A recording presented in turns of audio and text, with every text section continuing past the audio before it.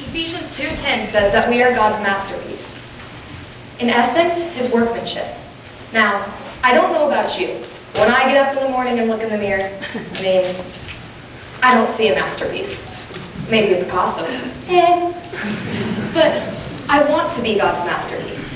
I want to be everything that he has created me to be. And so I go to him and I say, God, do whatever it takes to get things out of my life that don't need to be there.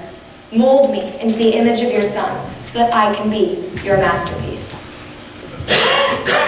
Hi. Whoa! Who are you? I'm God. No, you're not. Yeah, I am. You said the prayer, so here I am. That's how it works. Okay. If you're God, then make it snow in here. You know, if I made it snow in here, then it'd get kind of yucky, and I really don't want to do that. See, you're not God. Why do you say that? God wouldn't say yucky. Yes, I do. It's a Greek word. Okay. If you're God, then what does Lamentations 15:9 say? You know, Lamentations is a really short book. It only has 5 chapters. Well, why is it so short? I was tired of lamenting. Okay.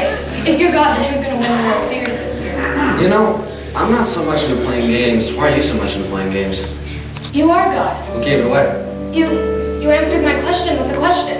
I did? Yep, I do that. Don't I? See? I did it again. Step right up. Come on. Whoa. What's that about? These are the tools I'm going to use to make you into my original masterpiece. Oh, okay. Hang on. Yeah. I thought you were a carpenter. No, that's my son. Step right up. Here we go. Wait. How do you know what to chisel and what to leave? I take out all the things in your life that aren't of me. Kind of like dead weight. Oh. Speaking of that, could you just chisel right in here? I mean, I can't seem to get rid of it, but I've watched what I've eaten and I've exercised, but if you could just chisel. All right, are you going to talk or can I chisel? Which is it going to be? Talk, chisel? No, chisel. All right, most of my children just like to talk. Not me. Bring on the chisel. Okay, here we go. You got a lot of anger, some pride. Compare yourself to others instead of me. You're lazy, but you pretend like you're really, really busy.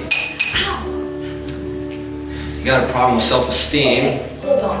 I don't have a problem with self-esteem. You don't have a problem with self-esteem. No, I don't. Okay. But can we take a little break? I mean, I think I'm doing pretty good. You are doing pretty good, but when you look in the mirror, who do you see? I see me. Okay, then I need to keep chiseling away because ultimately you and others need to see my son. Here we go. Okay, don't take this the wrong way. It's just when I start to look more like your son, people start to get uncomfortable around me.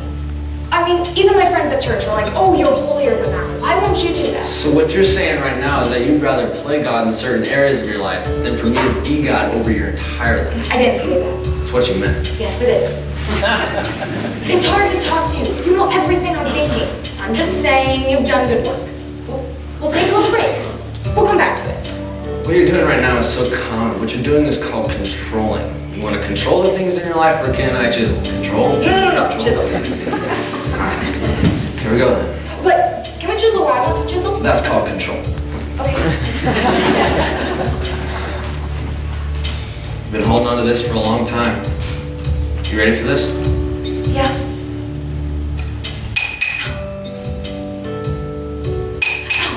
It hurts. This hurts me more than it hurts you. Right. Okay, I don't think you understand this pain. Don't talk to me about pain. I know all about pain.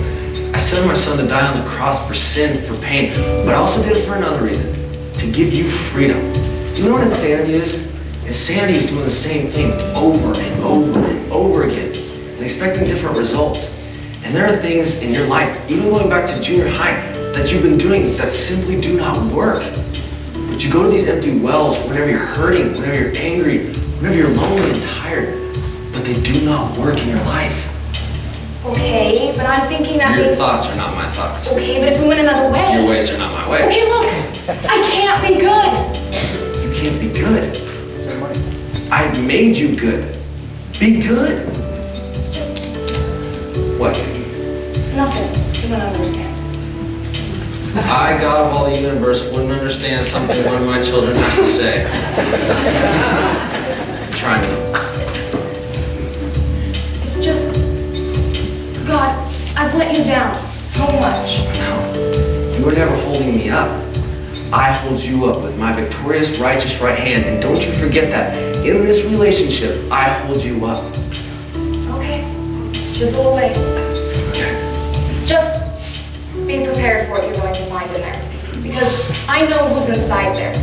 Because God, I get up every morning and I look in that mirror and it's just this scared little kid who tries to dress like an adult and act like an adult, but can't.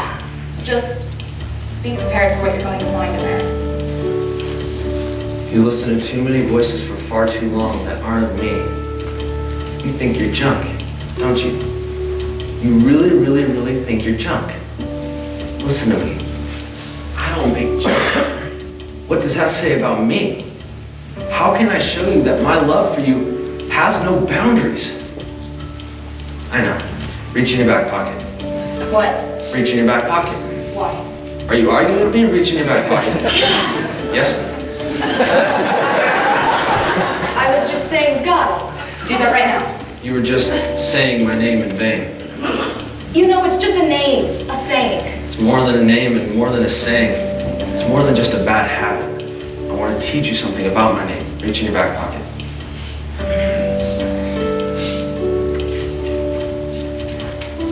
You know what that is? It's a page from a journal I had when I was younger. How'd you get this? Hello? Go ahead, read it. Dear God, today I'm turning everything over to you. I'm not going to hold on to anything anymore. Your word says that you will make me your masterpiece and use me to do great things. I don't see how that's possible, but I want that with all that I am.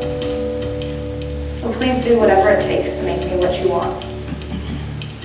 I love you, God. And I love you too, Michaela.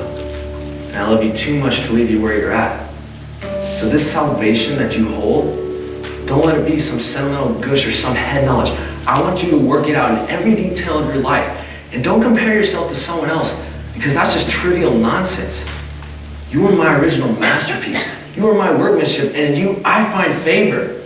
This, don't look at this as a prison, but look at it as a father disciplining his child. A father disciplines the ones that he loves. I know, but it's going to be tough. Yes, it's going to be tough. But you bought into the lie thinking that everything was going to be easy when you said yes to me. It's not how it works. I want you to do something. I want you to look out there and I want you to say, Michaela is God's original masterpiece. Michaela is... No. Not the way you see yourself or the way you fear so many other people see you. But how I look at you.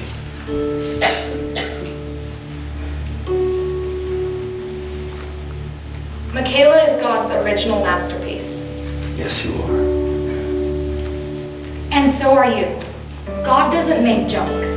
You are an original masterpiece.